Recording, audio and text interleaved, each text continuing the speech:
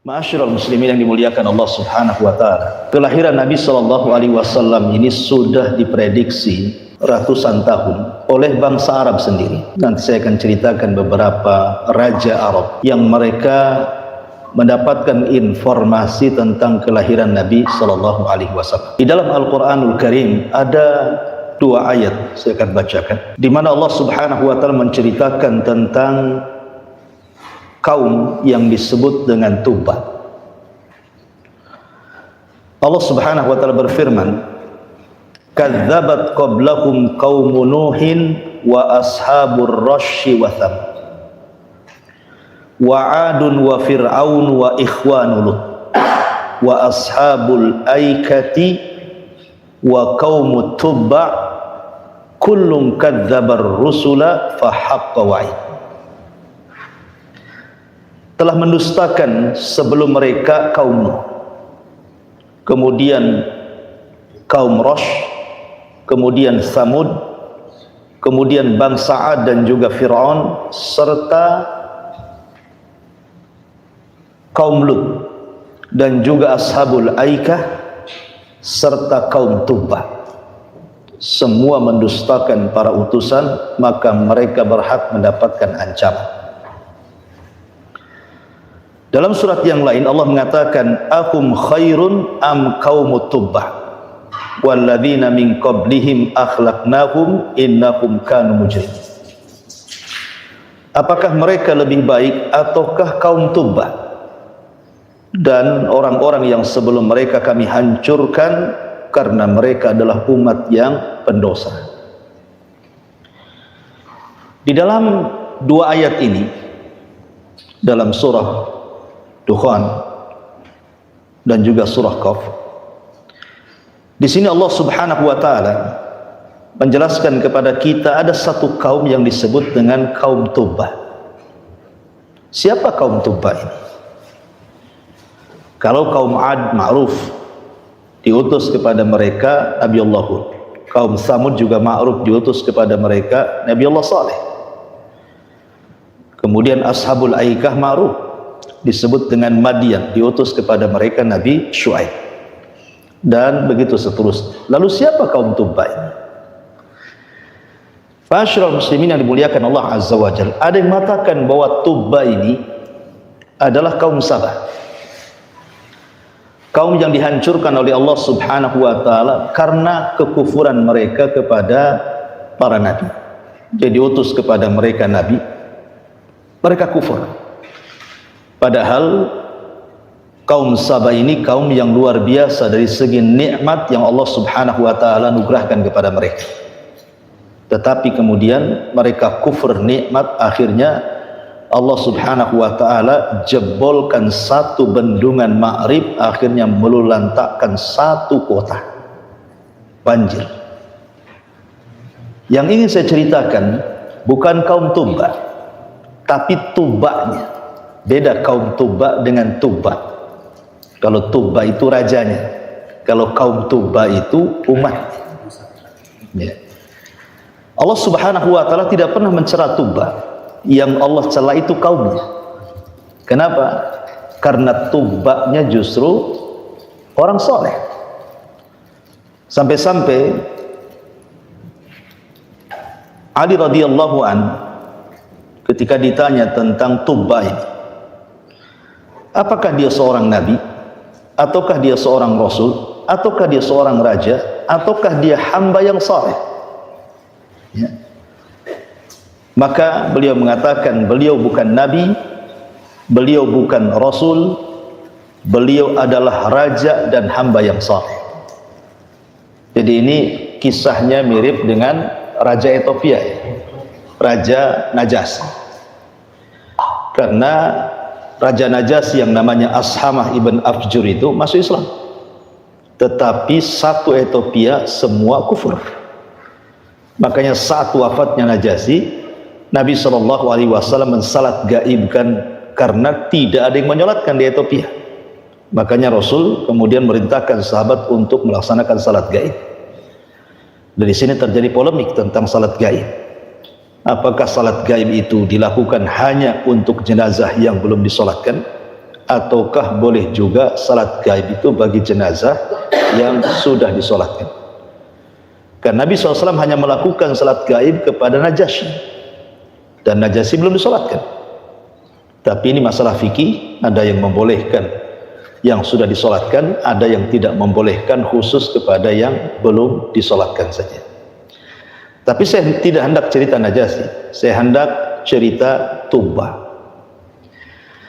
Kalau kita bercerita tentang Raja Tubbah, atau dikenal dengan As'ad, Tubban As'ad, seorang raja Yaman, maka sebelumnya ada raja yang dikenal dengan sebutan Rabi'ah ibn Nasr. Rabi'ah ibn Nasr itu dia adalah keturunan Adnan. Adnan ma'ruf dari kakek buyut Nabi sallallahu alaihi wasallam. Jadi Rabi'ah ibn Nasr ini adalah penguasa Yaman, penguasa Arab. Suatu ketika dia bermimpi, dikagetkan dengan mimpinya, karena mimpinya itu sangat menakutkan.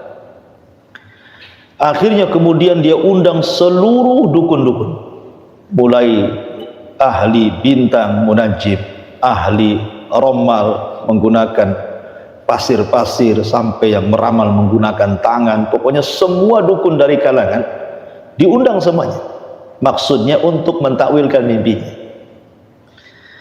Akhirnya kemudian dukun-dukun ini mengatakan kepada sang raja Rabi'ah ibn Nasr ini, kira-kira apa mimpinya, biar kami takwilkan.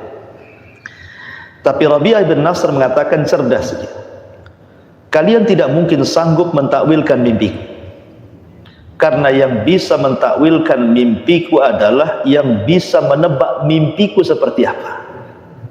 Cerdas ya kan? Ya. Kalau kalian tidak bisa menebak mimpiku seperti apa, bagaimana akan mentakwilkan mimpiku, katanya. Akhirnya semua dukun satu persatu mundurlah, tidak ada yang bisa mentakwilkan mimpinya. Kemudian di antara semua dukun itu mengatakan ada dua dukun sakti yang bisa menakwilkan mimpi, yang bernama Satih dan juga Syiqqah namanya. Satu namanya Satih, satu namanya Syiqqah. Maka sang raja Rabi'ah ibn Nasr mengatakan, kalau begitu panggilkan si Satih dengan si Syiqqah. Akhirnya raja tidak mau langsung dua-duanya dipanggil, karena dikhawatirkan ada kong kali kong dua-duanya. Raja ingin manggil satu persatu.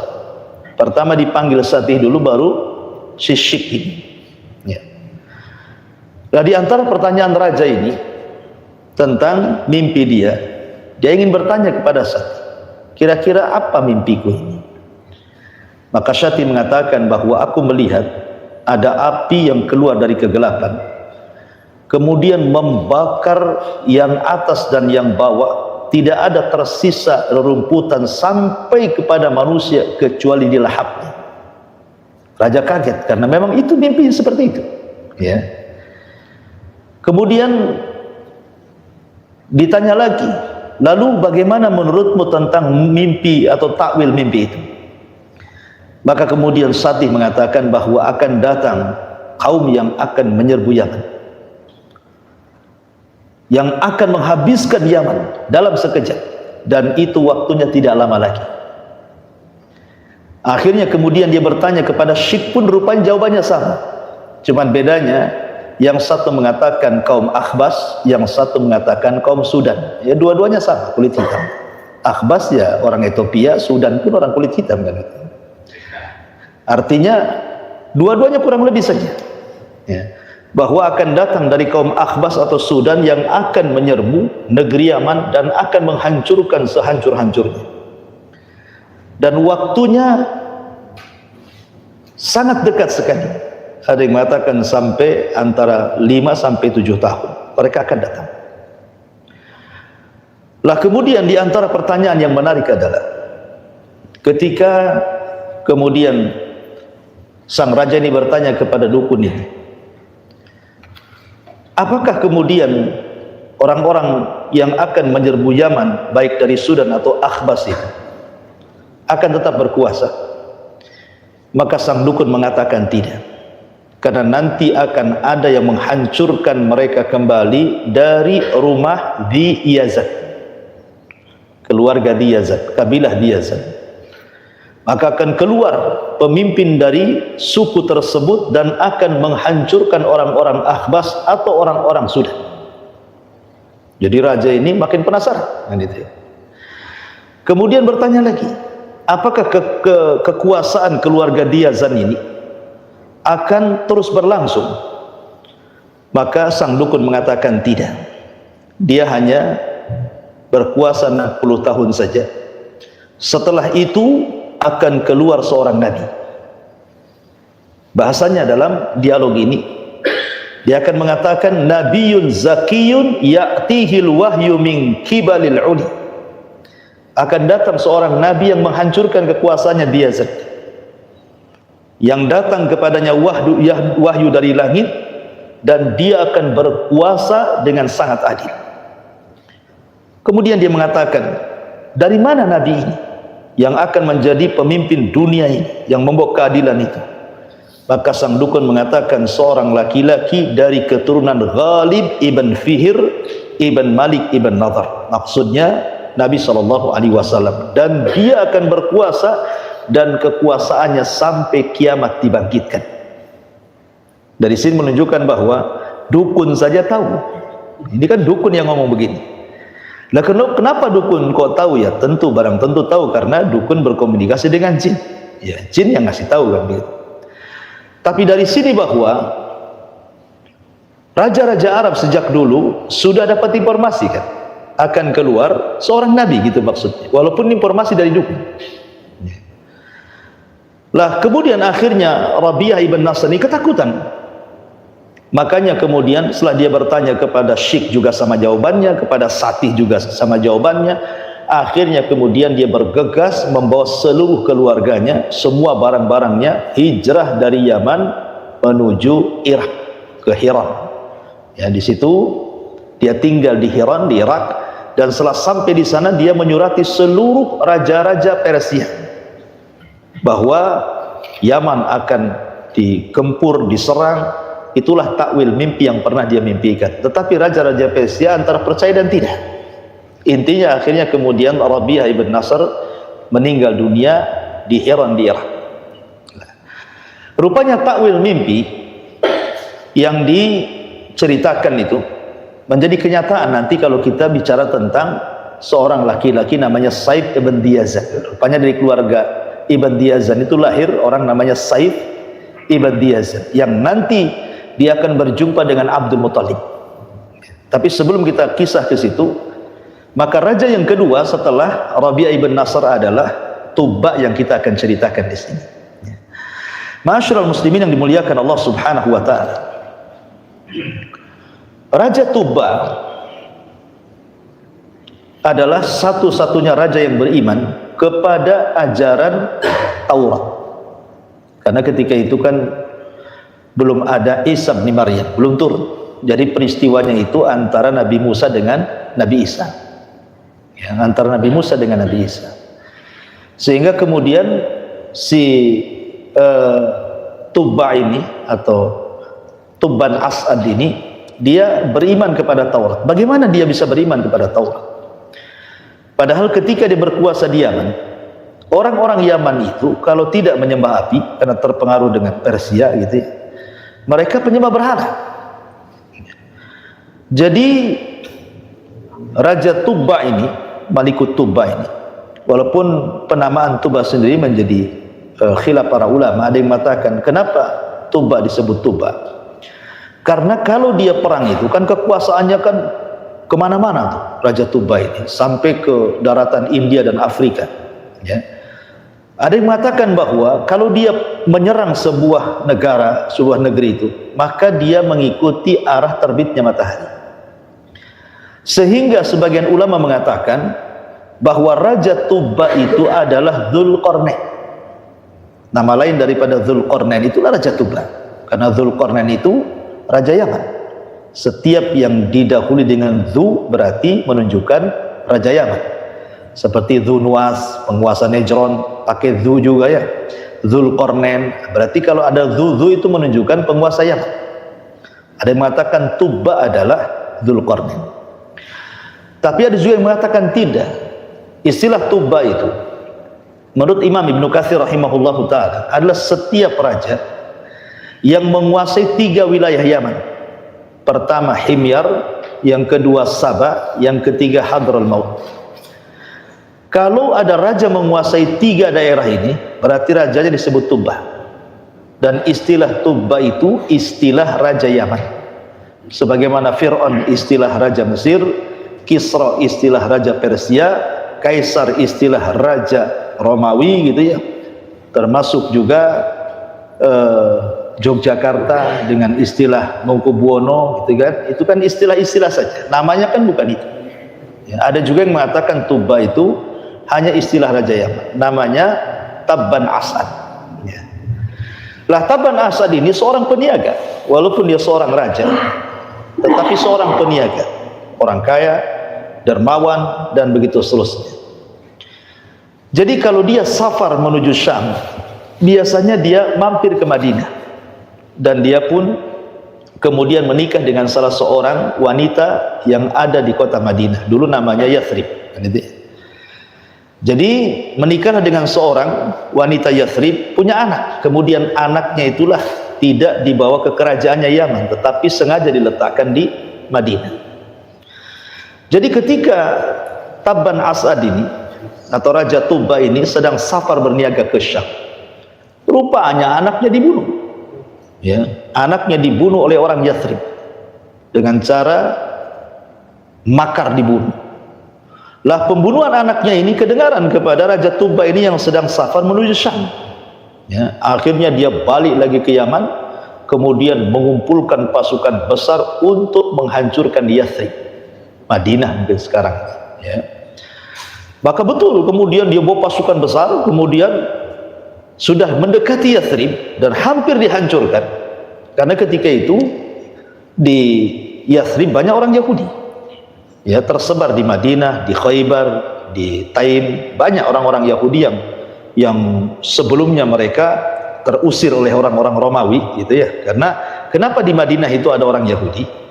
Karena terusir oleh orang-orang Romawi yang sebelumnya dengan Bukhtun Nasr kan gitu ya. Ya, kebelakangan kan dikuasai orang-orang Romawi karena mereka suka ngacau di Syam itu, akhirnya diusir oleh orang-orang Romawi. Sehingga akhirnya mereka harus cari tempat yang tidak ada kait-mengait dengan wilayah di bawah Romawi. Ya, mereka terpaksa harus hijrah ke Yathrib karena itu bukan wilayah kekuasaan Persia ataupun Romawi gitu ya. Kemudian alasan yang terbesar bukan itu. Karena juga ulama-ulama Yahudi mengatakan bahwa negeri itu adalah negeri tempat hijrahnya Nabi.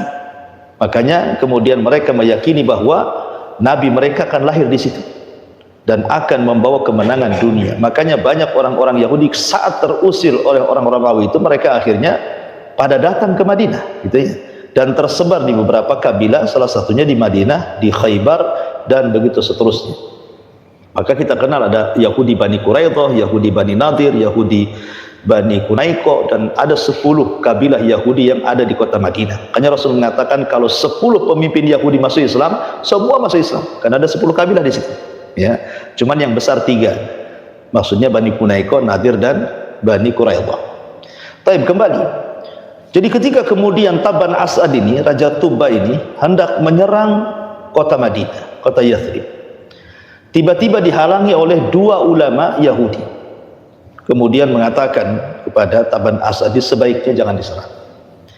Tahukah engkau wahai sang raja, ini negeri suci. Kelak di negeri ini akan menjadi hijrahnya seorang nabi. Akan lahir seorang nabi. Ketika dia mendengar seperti itu, kemudian dia takjub dengan ucapan 2 tokoh Yahudi ini. Akhirnya kemudian dia ngobrol lama-lama, subhanallah, dapat hidayah. Akhirnya Raja Tubba ini setelah diceramahi oleh 2 ulama Yahudi, akhirnya dia masuk Yahudi. Maksudnya bukan masuk Yahudi, dia menerima ajaran Taurat yang disampaikan oleh orang Yahudi. Jadi akhirnya berpegang kepada agama Taurat, berpindah agama yang tadinya musyrik menjadi ahli kitab. Ya, dan ketika itu kan belum ada Islam. Dan agama Yahudi agama satu-satunya yang benar ketika itu kan. Ya. Artinya belum ada agama yang lebih selamat dibandingkan agama yang mengikuti Taurat. Nah, ketika itulah kemudian Tabban As'ad atau Raja Tuba ini masuk kepada Yahudi, mengikuti ajaran Nabi Musa alaihi salatu wassalam lewat dua ulama Yahudi tadi. Akhirnya tidak jadi nyerah. Ya. Padahal sudah perang itu. Perang sudah tinggal sebentar saja roboh itu Yathrib. Ya. Masalahnya yang menjadi takjubnya Raja Tuba ini, apabila berperang nih orang-orang Madinah ini aneh gitu. Jadi kalau siang mereka berperang mati-matian, kalau malam pula mereka ngajak makan. Ya. Terkadang mereka datang kemudian mengobati orang-orang yang terluka dari tentaranya Tabban As'ad dari Raja Tuba ini. Jadi kan aneh gitu kan. Masa siang perang, malamnya ngajak makan, kadang-kadang diobati lukanya. Jadi melihat hal itu bahwa sebenarnya orang-orang Yathrib itu tidak sejahat yang Raja Tuba pikirkan, karena kan anaknya dibunuh dengan cara siasat, ya kan, orang-orang tertentu saja yang membunuh anaknya. Disangkanya itu adalah makarnya semua orang Yathrib. Ya. Makanya mau dihancurkan Yathrib itu, Madinah itu. Tapi kemudian setelah diceramai oleh dua tokoh Yahudi ini bahwa di sini akan lahir seorang nabi, ya kan, ini negeri suci, tolong jangan dihancurkan. Akhirnya tidak jadi. Ya. Ketika dia tidak jadi menyerang Madinah, target serangan kedua mana? Mekah. Ya, ini Madinah sudah ditargetkan, tapi tidak jadi karena dinasihati oleh dua tokoh Yahudi ini. Akhirnya pasukannya diarahkan kemana? Ke Mekah. Ya. Kenapa bisa ngarah ke Mekah? Karena ada yang ngadu domba. Ada kabilah dari Hudzail memang tidak suka dengan orang-orang yang ada di Mekah. Ya. Dan dia juga tidak suka dengan orang-orang Yaman. Jadi dia adu domba. Ya. Jadi kabilah Hudzail ini mengatakan kepada Tabban As'ad atau Raja Tuba ini, kalau engkau ingin mendapatkan harta banyak, di bawah Ka'bah itu penuh dengan harta melimpah, emas, macam-macam. Ya. Kamu rusak saja Ka'bah itu, ambil semua barang-barangnya, semua perhiasannya. Setan datang terpengaruh dia. Ya. Akhirnya bergeraklah pasukan menuju Mekah. Tapi lagi-lagi dua ulama Yahudi menasihati, jangan. Ya, kalau engkau tetap menghancurkan Ka'bah dan juga menghancurkan kota Mekah, akan ada azab yang datang kepadamu. Nasihati, jangan sampai. Sebaiknya kau datang ke Mekah, agungkan Mekah, kau tawaf di situ, kau cukur rambut di situ, kau agungkan di situ. Akhirnya kemudian dia berpikir ulang gitu ya, hendak menyerang Mekah sampai akhirnya Allah subhanahu wa ta'ala kirim penyakit kepada Raja Tuba, akhirnya sakit dan tidak bisa bangkit. Akhirnya kemudian tokoh Yahudi ini mengatakan supaya dia bertobat dan dihilangkan hatinya untuk menyerbu Mekah. Ya. Ketika betul-betul hatinya sudah nggak ada lagi niat untuk menyerbu Mekah, menghancurkan Ka'bah, sudah hilang sudah. Ya. Tiba-tiba Allah sembuhkan. Dia makin yakin bahwa sebenarnya itu bukan tempat yang tidak bisa diserang, ya, itu tempat haram, tempat suci, tidak bisa diserang. Dari situlah akhirnya kemudian dia pun menuruti dua kata tokoh Yahudi ini, dia tawaf di situ, diagungkan Mekah. Ketika dia kemudian bermalam di Mekah, malamnya dia bermimpi. Dalam mimpinya kemudian dia disuruh untuk membuat kiswah bagi Ka'bah, karena ketika itu Ka'bah belum ada kiswahnya, ya, masih berbentuk batu-batu gitu saja. Akhirnya kemudian Tabban As'ad ini ataupun Raja Tuba, akhirnya dia pun memberikan kiswah kepada Ka'bah. Dialah orang yang pertama kali mengkiswah Ka'bah. Ya, ini Raja Tuba ini yang pertama kali mengkiswah Ka'bah. Ya, namanya Tabban As'ad atau disebut dengan Malikut Tuba ini. Makanya kemudian mengkiswah Ka'bah ini menjadi tradisi sampai kepada zaman Arab Jahiliyah. Ya, sampai ada seorang namanya Al-Walid Ibn Mughirah, seorang tokoh dari tokoh-tokoh Quraisy ketika itu. Dia orang paling kaya ya di Quraisy itu, sehingga satu tahun dia sendiri yang mengganti kiswahnya, dan tahun depan rame-rame orang Quraisy. Jadi kalau dia memberikan baju dia sendirian karena kayanya gitu ya. Nanti tahun depan baru rame-rame orang Quraisy gitu ya. Jadi satu hari dia, satu hari Quraisy. Itu namanya Al-Walid Ibn Mughirah yang diturunkan ayat surah Al-Mudaththir itu, yang kufur kepada Al-Quran padahal sebelumnya membenarkan Quran. Tapi karena takut kedudukannya hilang di tengah-tengah Quraisy, akhirnya dia pun menuduh Al-Quran itu sihir impor dan mengatakan in huwa illa sihrun yu'thar in huwa illa qaulun bashar. Oh, Quran itu sihir impor. Muhammad itu punya guru bukan orang Arab katanya. Itulah ngajari Quran katanya, dia bilang gitu kan. Dan Quran itu ucapan manusia. Sejak itulah Allah kemudian turunkan ayat dzarni wa man khalaqtu wahida sampai kepada sauslihi sakor, saya akan masukkan si Walid ke neraka sakor. Karena awalnya membenarkan Quran, tetapi akhirnya mendustakan Quran gitu, hanya gara-gara soal jabatan takut hilang Al-Walid ini. Tetapi yang saya ceritakan Walid ini orang dermawan, karena dia mengkiswah Ka'bah itu setahun dia sendiri. Nanti tahun depannya baru orang-orang Quraisy gitu ya. Jadi sampai tradisi kiswah Ka'bah dari sejak zaman Raja Tuba sampai hari ini kan, kerajaan Saudi setiap tahun kemudian mengganti kiswah Ka'bah, ya kan. Baik, masyarul muslimin yang dimuliakan Allah Subhanahu wa taala. Lah ketika itu dua orang Yahudi ini sebenarnya sudah menginformasikan kenapa kemudian Raja Tuba tidak boleh menyerang Madinah dan kenapa pula tidak boleh menyerang Mekah. Ya tadi karena kemudian membaca kitab-kitab Taurat bahwa disinilah akan lahir seorang nabi. Makanya kemudian Raja Tuba sebelum pulang ke Yaman, dia meminta kepada orang-orang Madinah dan mengatakan, nanti kalau muncul nabi itu, tolong kalian harus ikut nabi itu, kalian harus tolong nabi itu. Pokoknya dia berikan nasihat kepada baik penduduk Mekah atau Madinah, kalau muncul nabi itu ikut. Jadi itu jauh-jauh hari itu kan ya, baik sebelumnya Rabi'ah ibn Nasr sampai kepada Tabban As'ad Raja Tuba saja sudah demikian. Bahkan ada yang mengatakan bahwa ketika di Madinah dia sempat kemudian membeli sebuah tanah di situ, ya kan, dan dia menghendaki bahwa tanah itu supaya menjadi tempat tinggal nanti Nabi di akhir zaman. Dan subhanallah menjadi sebuah kenyataan, karena tanah itu belakangan kemudian ditinggali oleh seorang sahabat namanya Abi Ayyub Al-Ansari. Dan ketika Nabi SAW hijrah, di mana Rasul menginap? Di rumah Abi Ayyub Al-Ansari. Lah tanah itu miliknya Raja Tuba kan itu ya. Jadi memang jauh-jauh hari, dah tahun sebelumnya itu memang sudah diprediksi akan muncul seorang nabi ya. Tapi kemudian Raja Tuba pun kemudian meninggal dunia. Akhirnya Yaman dikuasai oleh orang-orang Akhbas, kita kenal dengan sejarah Najran ya, karena ketika itu kemudian dikuasai oleh seorang raja namanya Dzunwas ya. Dzunwas yang ma'ruf kisahnya kalau kita membaca surat Al-Buruj, ada namanya kisah Ashabul Ukhdud. Disitulah rajanya sudah ganti, namanya Dzunwas. Lah Dzunwas ini, ikhwatu fillah muliakan Allah Subhanahu wa taala, dia bekerja sama dengan tukang sihir. Jadi banyak keanehan-keanehan yang dimunculkan oleh Dzunwas itu yang dibuat oleh tukang sihir, sehingga lambat laun kemudian Dzunwas ini ngaku Tuhan. Padahal yang membuat keanehan itu tukang sihir di belakangnya ya. Lah tukang sihir sudah tua banget gitu ya.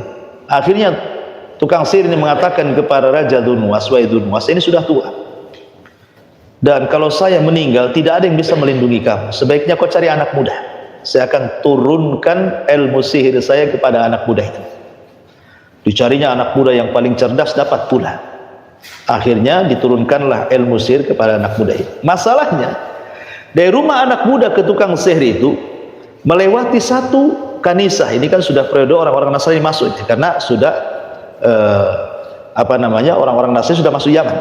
Kalau sebelumnya kan belum ada ya, Yahudi dulu masuk ya. Yahudi yang membawa siapa? Tabban As'ad gitu ya, karena dia sudah masuk Yahudi, kemudian pulang ke Yaman, ngajak orang Yaman masuk Yahudi, tapi mereka kan tidak mau ya. Makanya kenapa Allah mencela kaum Tuba, karena mereka tidak mau masuk Islam, tidak mau masuk agama Yahudi, maksudnya ketika itu agama yang paling benar gitu ya. Tapi rajanya tetap soleh masuk Islam. Makanya Quran tidak mencela Tuba, yang dicela kaumnya Tuba ya, sampai dia meninggal dia Islam sendirian gitu ya, kaumnya tidak masuk Islam. Makanya mereka diadab dengan cara seperti adabnya kaum Saba tadi saya ceritakan, mirip adabnya dengan mereka ya, dengan cara dikeluarkan banjir sehingga habis kotanya gitu ya. Kemudian setelah itu muncul lagi raja namanya Dzunwas. Lah ini Dzunwas ini ngaku Tuhan dia. Lah dari perjalanan anak muda ke tukang sihir itu ada tempat ibadah milik rahib. Jadi dia penasaran ya, ini tempat apa? Masuk anak muda ini. Rupanya ada ibadah yang berbeda dengan ibadah yang ia yakini, dan semua orang Yaman yakin. Kok ibadahnya lebih baik? Dia ngikuti fitrahnya. Akhirnya belajar. Jadi satu sisi dia belajar kepada si rahib, sisi lain belajar ke tukang sihir. Kan beda jadinya kan. Yang satu belajar tauhid, yang satu pula belajar syirik kan gitu ya. Yang satu sihir, yang satu tauhid gitu ya. Tetapi fitrahnya anak muda ini tertarik dengan ajaran rahib. Akhirnya sejak itu dia tidak mau lagi belajar kepada tukang sihir, tetapi ingin membuktikan mana yang lebih sakti ini, ya, dua ajaran ini. Ketika dia mendengar ada sebuah desa selalu diganggu binatang buas, jadi cari binatang buas itu. Setelah ketemu dia ambil kerikil dan dia bersumpah, kalau memang ajaran sang rahib ini lebih hebat dibandingkan ajaran si tukang sihir itu, tolong bunuh ini dengan kerikil kecil tanpa mantra, ya kan? Kalau dia pakai mantra ya jelaskan gitu ya, karena dia ingin membuktikan bahwa ajaran sang rahib itu lebih benar. Kan tidak perlu mantra, karena tauhid gitu ya. Dilempar mati, ya. Rupanya tanpa mantra pun mati katanya. Ngapain saya belajar sihir gitu kan gitu ya? Tanpa mantra saja dia mati.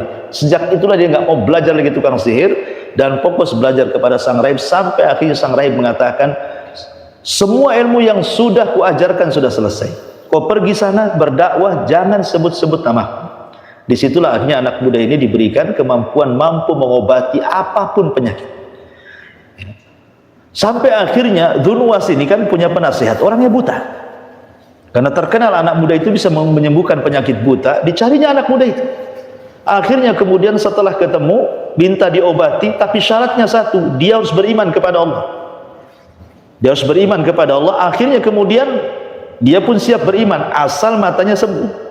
Setelah dia beriman, diusap matanya, berdoa, sembuh dia.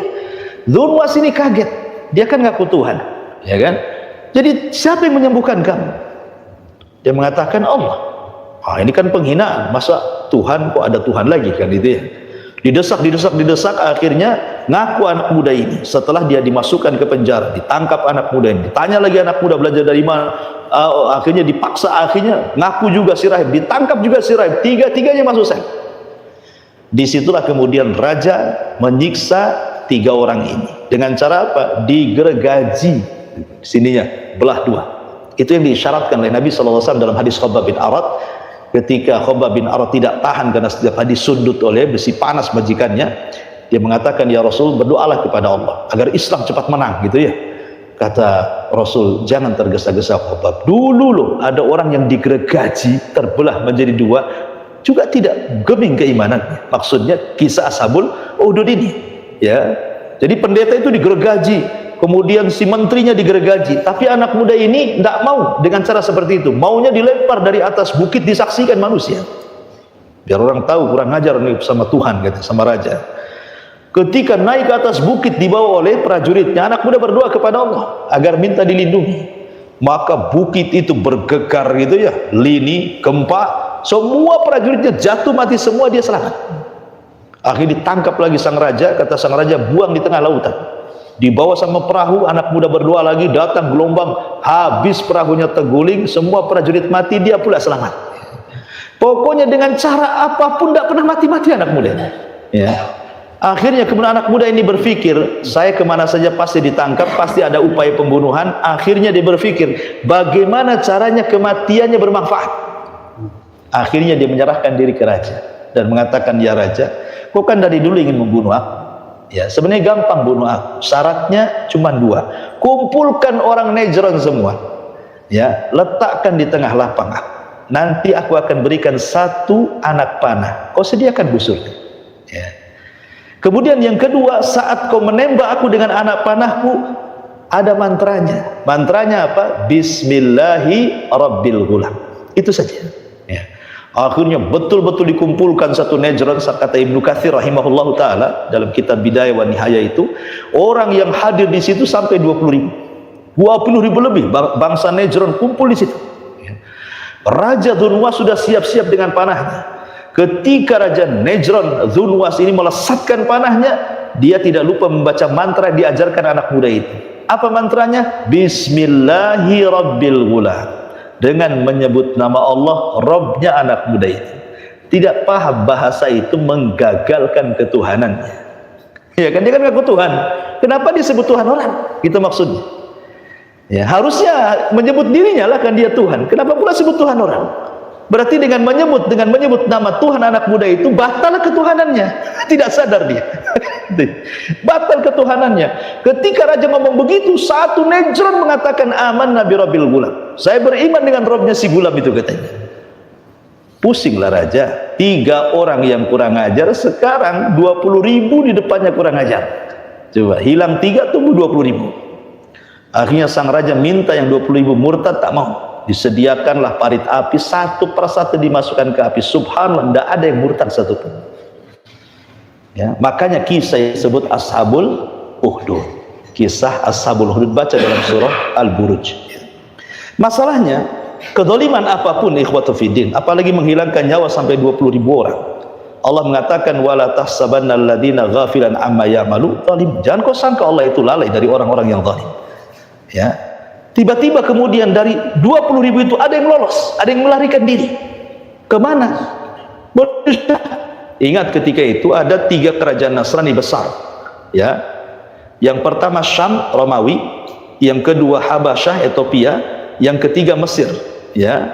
Kalau Syam dipimpin Herakli, kalau di Ethiopia dipimpin Najasyi, kalau di Mesir dipimpin oleh siapa? Muqawqis, yang ketika disurati oleh Nabi untuk masuk Islam enggan, tetapi memberikan hadiah 2 budak, 1 Maria Kiptia dan 1 Raihanah, gitu ya. Kemudian Maria diambil budaknya Rasul dan Raihanah dihadiahkan kepada Hasan ibn Thabit. Ya. Lah, kemudian ketika itu Raja Romawi kan jauh Romawi ke Yaman, makanya akhirnya dia menyurati kolega yang sama-sama negara Nasrani, ya Habasyah. Dia kirim surat ke Habasyah bahwa ini tanggung jawab Habasyah, ya, untuk menyerang Najran.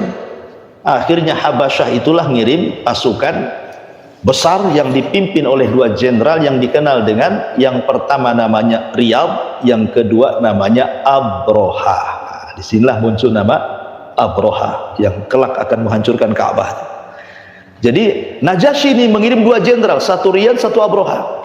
Dikirim pasukan besar untuk menghancurkan Najran. Karena yang dibakar hidup-hidup itu semua beragama Nasrani masalahnya. Marahlah gitu ya. Mungkin kalau dalam bahasa TNI itu jiwa korsa lah kan itu ya. Mereka dibantai ya kayak kita orang Palestina dibantai, kita sakit hati juga kan gitu ya. Maka mereka pun sama mengirim pasukan, dihancurkan Najran sehancur-hancurnya. Rajanya dibantai, Dunwasin. Berkuasalah Riyadh dan Abroha. Pertama Riyadh berkuasa, Abroha tidak suka dengan Riyadh. Dibunuh Riyadh sama Abroha. Kan kawannya dibunuh, liciknya Abroha dibunuh. Ya. Ketika dia membunuh Riyadh, kemudian dia pula yang berkuasa Najran, Raja Habasyah marah. Ada apa jenderalnya dibunuh? Akhirnya kemudian dia ngirim surat mengancam, kenapa kau bunuh jenderal? Sebentar lagi datang pasukan besar, akan kubantai kau Abroha. Abroha cerdas. Untuk mengambil hati Najasyi, dia kirim hadiah banyak-banyak dari Yaman. Supaya jangan diserang. Rupanya ketika melihat loyalnya Abroha kepada Najasyi, akhirnya Najasyi pun kemudian ya menerima dan menganggap Abroha masih bagian wilayah Najasyi yang ada di Yaman. Sejak itulah maka Najran, kekuasaan Abroha masih mengikut orang-orang Akhbash atau orang-orang Habasyah. Lah, di Yaman itu ada satu raja Arab namanya Dhi Yazan. Nah, ini tadi teringat dengan kisahnya siapa? Dukun yang meramalkan mimpinya siapa? Rabi'ah ibn Nasr. Oh, nanti orang-orang Akhbas itu akan terusir oleh keluarga Dhi Yazan. Nah, inilah Raja Dhi Yazan. Ada satu tokoh Raja Arab namanya Dhi Yazan. Itu kan sudah dikalahkan sama Abroha. Dia punya istri. Istrinya cantik. Ya. Akhirnya Abroha tertarik dengan istrinya Dhi Yazan ini. Diculik istrinya. Lah kebetulan Dhi Yazan ini dari istrinya ini punya anak namanya Saif. Keluarlah nama Saif ibn Dhi Yazan. Ya, Saif ibn Dhi Yazan. Masih kecil. Jadi diculik ibu sama anaknya ini sama Abroha. Kemudian si Dhi Yazan ini penguasa Yaman ini diasingkan. Ya, karena sudah dikuasai Abroha wilayah Yaman masalahnya kan. Jadi raja-raja Yaman takutlah. Diambil istrinya nggak bisa apa-apa. Akhirnya Dhi Yazan ini kemudian kabur kemana? Kabur ke Romawi, ya, minta bantuan, tapi ya nggak mungkin lah Romawi bantu untuk menyelesaikan permasalahan dia dengan Abroha, sama-sama Nasrani, kan itu ya, sama-sama Nasrani, nggak mungkin, ya kan. Akhirnya dia ke Persia, yang beda agama tentunya, kan. Lah Raja Persia ini Sarwan, Sarwan, dia janji-janji saja, ya nanti saya bantu. Akhirnya dia tinggal di Persia sebulan, 2 bulan, setahun, 2 tahun, sampai dia meninggal. Nggak dibantu-bantu sama Sarwan ini, ya. Kembali ke kisah Yaman. Jadi istrinya Ziyazan ini punya anak kecil namanya Saif, menikah pula dengan si Abroha, punya anak namanya Masruq. Dan Abroha juga punya anak dari istri yang lain namanya Yaksum. Ada Yaksum, ada Masruq. Yaksum ibn Abroha, ada Masruq ibn Abroha. Lah ketika kita kenal penyerangan Ka'bah, ya kan, Abroha dihancurkan oleh Allah Subhanahu wa taala dengan burung ababil, sehingga tidak ada tersisa pasukannya. Dia diselamatkan ke Son'a, tapi juga nyawanya tidak tertolong. Akhirnya Abroha meninggal, maka diganti kekuasaannya dengan anaknya namanya Yaksum. Tapi Yaksum tidak lama, ya. Akhirnya dikuasai oleh Masruq. Masruq ini saudara seibu dengan Said ibn Diyazan, ya, saudara seibu, ya kan. Jadi ketika masih kecil, masa remaja-remaja, bertengkarlah Masruq dengan si Saif ini. Akhirnya sampai mencela bapaknya. Saif ini dikiranya dia anak Abroha, kan dia nggak tahu bapaknya, ya kan, masih kecil gitu ya. Akhirnya dia ngadu sama ibunya, sebenarnya saya ini anak siapa gitu, maksudnya gitu. Kok saya bukan anak Abroha, kata. Dicela bapaknya Diyazan ini. Jadi ibunya baru membuka kartu, engkau itu anak dari Raja Arab yang direbut kekuasaannya sama Abroha. Sejak itulah dendam Saif ibn Diyazan ini sama Masruq dan juga orang-orang Akhbas yang ada di Yaman, orang-orang Habasyi, ya. Tapi dia pendam dendamnya, kan masih kecil. Sehingga setelah dia dewasa, dia berpikir gimana caranya mengusir orang-orang Akhbas di Yaman ini, karena sekarang sudah dipegang oleh saudaranya namanya Masruq, ya. Kemudian dia terpikir untuk meminta bantuan kemana? Ke Romawi juga. Datang dia ke Romawi, ditolak juga. Ya namanya sama-sama Nasrani, tidak mungkin lah kan itu, mengusir Nasrani dengan Nasrani. Akhirnya dia datang lagi ke Kisra seperti bapaknya, ya. Lah sebelum dia datang ke Kisra, di Irak Hiran itu ada di bawah kekuasaan Kisra. Di situ ada raja Arab namanya Nu'man ibn Munzir. Namanya Nu'man ibn Munzir, itu kawan dia. Jadi sebelum datang ke Persia, dia datang kepada Nu'man ibn Munzir meminta bantuan, ya. Tapi Nu'man ibn Munzir mengatakan, kami ini tidak punya pasukan kalau melawan orang-orang Ethiopia, mana sanggup, ya. Tapi Nu'man ibn Munzir, saya punya cara, karena waktu itu negara dia di bawah negara Persia dan dia harus bayar upeti setiap bulannya, ya. Akhirnya dia mengatakan, nanti sebentar lagi kita akan kirim upeti, ayo kita sama-sama ke Persia, kita akan minta bantuan ke Persia. Gitu kata Nu'man ibn Munzir, sarannya. Maka Said ibn Diyazin ini akhirnya berangkat dengan Nu'man ibn Munzir ke Raja Persia. Kita tahu bahwa Raja Persia itu dituhankan oleh orang-orang Persia. Jadi kalau raja duduk di singgasana pakai tirai, gitu kan, maka kalau ada orang datang itu harus sujud, tidak boleh tidak sujud. Kalau sudah tirai dibuka, nampak raja, sujud semua orang Persia. Jadi Nu'man ibn Munzir, Said ibn Diyazan masuk, semua sujud. Nu'man ibn Munzir sujud, kecuali Said ibn Diyazan tidak nunduk, tidak sujud, cuma nunduk gini saja. Raja Persia kan aneh, kurang ajar, ini siapa ini? Harus semua orang sujud, kok dia nggak sujud? Akhirnya tanya, kenapa kok tak sujud? Gitu. Terus dia mengatakan kepada Nu'man ibn Munzir, ya Nu'man, ini siapa orang ini? Berani-beraninya kok tidak sujud kepada aku? Katanya. Kata Nu'man ibn Munzir, dia adalah Raja Arab, sedang bertamu. Oh, Raja Arab, katanya kan. Ada apa? Kenapa kau tidak sujud? Kemudian dia mengatakan, bukan tidak mau sujud, di otakku banyak masalah, katanya. Aku tidak sempat sujud, kata dia bilang kan. Kemudian diceritakan ya masalah dirinya, sampai akhirnya kemudian dia minta bantuan kepada Raja Kisra Persia ini. Tetapi kan Yaman itu negara padang pasir, bukit, unta, kemudian kambing, apalah gunanya kan itu. Jadi orang Persia, kami kaya, kalau kami harus membantu kamu merebut Yaman, lah apa Yaman itu? Yaman itu hanya gunung, padang pasir, hanya unta, ya kambing. Apa manfaatnya bagi kami gitu maksudnya? Sudahlah pulang saja, saya kasih hadiah. Ya. Akhirnya dikasih hadiah uang, dikasih hadiah sutra macam-macam gitu ya. Keluar dia, subhanallah. Bukan itu yang dimaukan Saif. Akhirnya dia mencoba untuk mencari perhatian raja. Dia teriak di depan gerbang istana kepada orang-orang miskin, ya fuqaraul madain, kata. Hei, orang-orang fakirnya orang-orang Madain. Madain itu kan kotanya ini ya, Persia. Ya, kemari, ini saya banyak uang, katanya. Dia lempar-lempar duitnya sama Kisra. Akhirnya pada rebutan lah. Prajurit ini melaporkan hal ini kepada Kisra. Ini kan kurang ajar, masa dikasih hadiah tuh, dikasih-kasihkan orang kan gitu ya. Berarti memang orang ini ada masalah gitu ya. Dipanggil balik akhirnya. Sebenarnya kau ini maunya apa gitu. Dia ceritakan. Hei Kisra, katanya, kamu punya hutang sama bapakku, katanya. Kan bapaknya dulu di situ kan, meninggal juga di situ. Kau punya hutang sama bapakku. Kau pernah menjanjikan ingin mengirim pasukan, bapakku sampai mati di sini, kau tak juga bawa pasukan, katanya kan. Dari situ dia paham bahwa dia anaknya Saif ibn Diyazan yang meninggal di Persia. Akhirnya kemudian, baik kalau gitu kau nginap beberapa malam, saya akan berunding. Akhirnya dirundingkan para pejabat. Gimana ini? Akhirnya ada pejabat-pejabat yang cerdas mengatakan gini saja, kalau kita serang Yaman, buat apa kita ngabiskin duit untuk menyerang negara miskin? Apa faedah kita? Cuman gini saja, di penjara kan banyak orang jahat, ya, banyak koruptor, banyak macam-macam di penjara itu. Kita gunakan saja orang-orang penjara, kita kasih baju besi, kita kasih senjata, biar mereka saja yang ke sana, katanya. Pandainya menteri-menteri. Jadi kalau mereka mati semua, nggak ada yang rugi. Kalau mereka menang, lumayanlah Yaman dari menjadi kekuasaan Persia, kan begitu logikanya kan itu.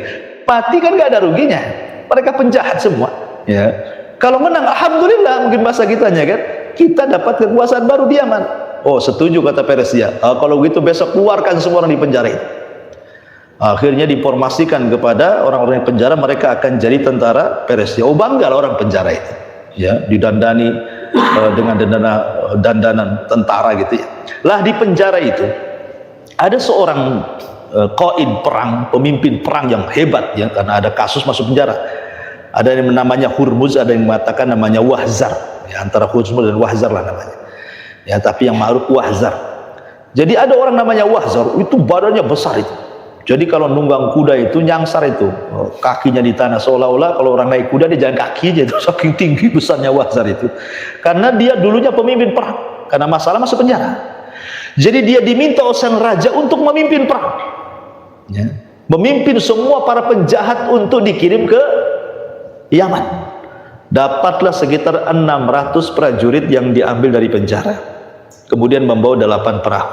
Kata raja kepada Saif, ya Saif, ini ada pasukan 600 orang ya, kau bawa ke Yaman sana, berjuang dengan mereka. Ya Saif nggak tahu menahu, disangkanya pasukan hebat-hebat kan itu ya. Akhirnya ya pulang saja dengan 8 perahu, 2 tenggelam, 6 yang selamat sampai ke Aden Yaman ya. Lah kemudian setelah itu Saif ibn Diyazan ini mengompori kabilah-kabilah Arab yang nggak suka dengan orang-orang Habasyah. Akhirnya bangkit kabilah Arab. Kenapa? Karena dia menginformasikan Persia siap nolong, padahal cuma sedikit pasukannya kan. Pandai nih Saif bin Diyazan. Dia mengatakan pasukan Persia siap datang menolong kita. Bangkit semua orang Arab. Akhirnya mendengar bahwa orang Arab bangkit bergabung dengan 600 tentara Persia. Ini Masruq ibn Abroha ini juga menyiapkan pasukan yang jauh lebih besar, berlipat-lipat. Lah dalam peperangan itu Wahzar ini dia kan punya busur besar, tidak bisa dipegang oleh orang biasa ya. Dia mengatakan kepada Saif, ya Saif, nanti kalau dalam pertempuran kau tunjuk saja mana namanya si Masruq itu, katanya. Akhirnya ketika peperangan yang gak imbang sebenarnya, karena tentara Masruq ini kan lebih kuat ya kan, sebenarnya gak imbang itu, kalaupun disangkanya sudah menang, cuman memang taktiknya Wahzar ini pintar. Jadi ketika ada lengahnya si Masruq ini dipanah dari atas bukit, kena pula di tengah-tengah matanya, hancur kepalanya. Ketika mati, disitulah kemudian ya namanya hilang pemimpinnya, lemah pasukannya. Langsung kemudian diserbu, akhirnya semua orang-orang Akhbas Ethiopia pulang semuanya. Di sini terusirnya orang-orang Nasrani dari Yaman. Ya masalahnya, datangnya orang Nasrani, datang pula Majusi. Kan gitu ya, kan Nasrani masih mendingan kan begitu bahasanya ya. karena masih ada Nabi Isa gitu ya, ada Injilnya. Ini Najasyi, apa namanya, orang Persia nyembah api, orang musyrik, makin rusak lah kan itu Yaman kan itu, jadi musyrik akhirnya. Makanya ketika Nabi SAW hijrah dari Mekah ke Madinah itu kan masih terpengaruh dengan budaya Persia di Yaman, masih buat perayaan-perayaan Persia. Kata Nabi SAW, tinggalkanlah perayaan itu, karena Allah sudah menggantikan dengan 2 perayaan yang jauh lebih baik, Idul Fitri dan Idul Adha kan itu ya, karena pengaruh Persia di Yaman masalahnya ya. Jadi ketika kemudian Said ibn Diyazan ini berkuasa di bawah kekuasaan Persia, harus mengirim upeti tiap tahun kan, lah ketika dia mulai jadi raja itulah banyak suku-suku Arab datang ya, dalam rangka mengucapkan selamat sudah bisa mengusir orang-orang Akhbas. Disinilah datang rombongan Abdul Muthalib ya. Abdul Muthalib datang bersama Abdullah ibn Jad'an, bersama Abdullah ibn Abdi Syamsi, bersama siapa lagi, bapaknya Khadijah itu Khuwailid ya kan. Itu juga datang Umayyah bin Abdi Syamsi, Abdullah bin Jad'an, Abdul Muthalib, Khuwailid datang, dan tokoh-tokoh Quraisy itu datang ke Son'a ingin ya mengucapkan selamat, karena mereka kan nggak suka dengan orang-orang Akhbas itu yang ada di Arab, karena mereka sudah menjajah masalahnya ya. Lah ketika itulah maka kan nggak kenal Said ibn Diyazan dengan Abdul Muthalib ya. Baru kenalan setelah berjumpa, ke siapa kamu gitu ya, saya Ahlul Haram, saya memuliakan Baitullah begini.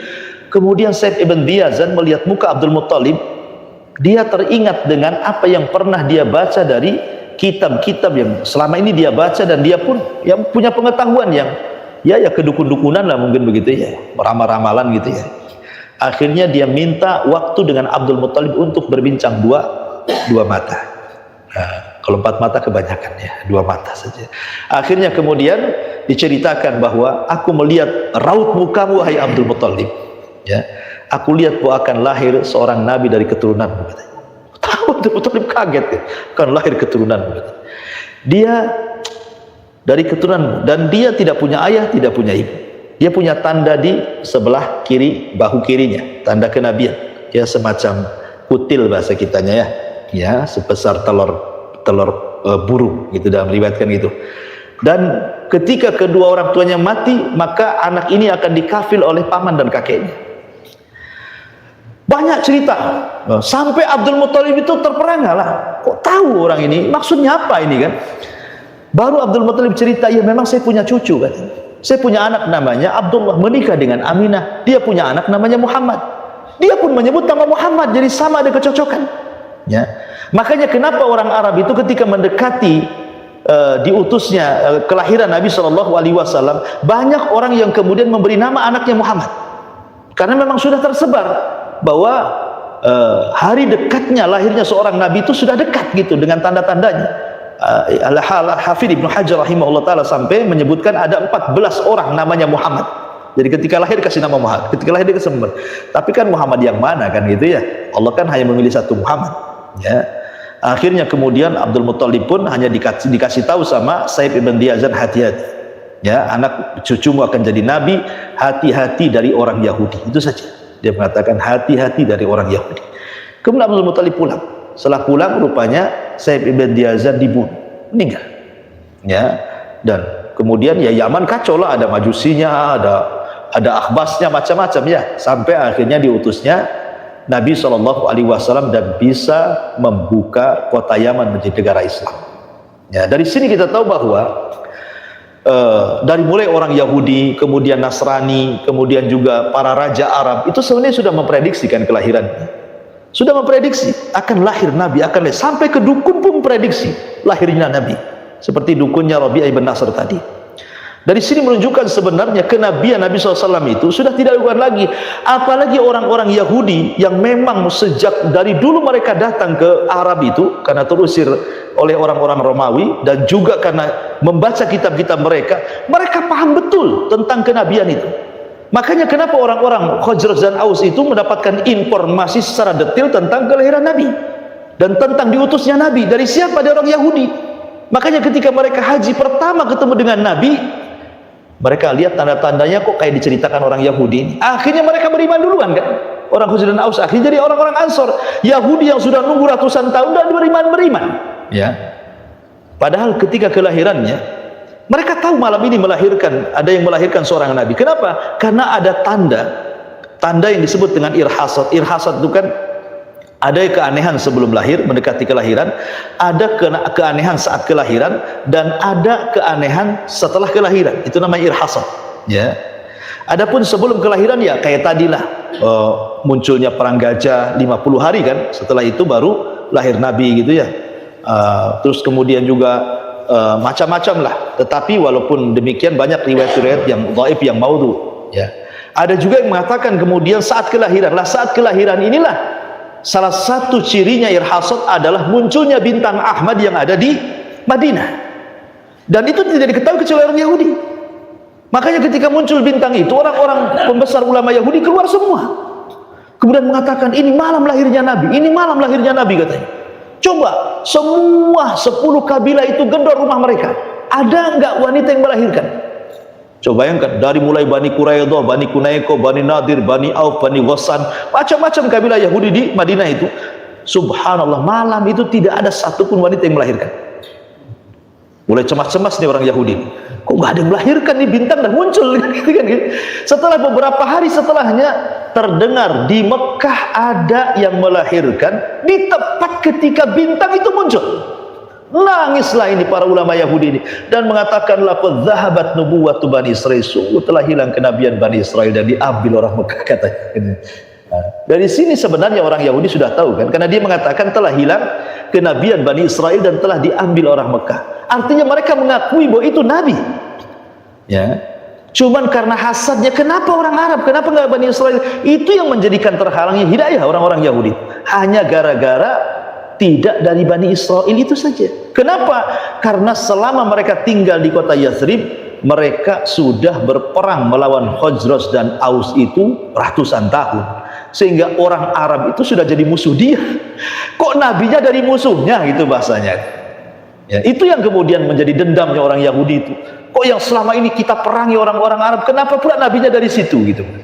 Makanya kenapa kemudian mereka hasadnya luar biasa, tidak mau. Padahal sudah jelas buktinya nih, ya.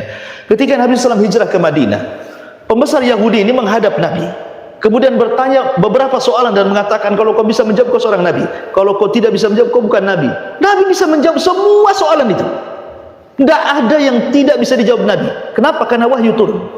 Ketika orang Yahudi mengatakan, yang ngasih tahu jawabanmu siapa ya Muhammad? Kemudian kata Rasul, Jibril. Oh, Jibril musuhku, katanya. Jibril musuh kami, katanya.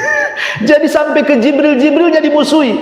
Makanya turun ayat, man kana aduwwa lillahi wa malaikati wa Jibril wa Mikal, kan gitu ya. Fa innahu aduwwil kafir. Siapa yang musuhi Allah, malaikatnya, Jibrilnya, Mikailnya, dia musuhnya mereka semuanya. Mereka orang-orang kafir, kata Allah. Jadi sampai seperti itu menolak kebenaran, ya.